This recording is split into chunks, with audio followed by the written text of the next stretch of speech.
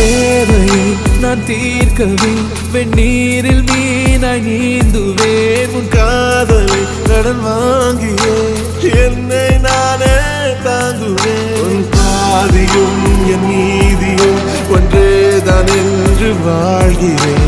உன் கண்களில் நீர் சிந்தினால் அப்போதே செத்து போகிறேன். சாலையோர பூக்கள் சாய்ந்து நம்மை பார்க்க நாளை தேவையில்லை பெண்ணே நாளும் வாழலாம்.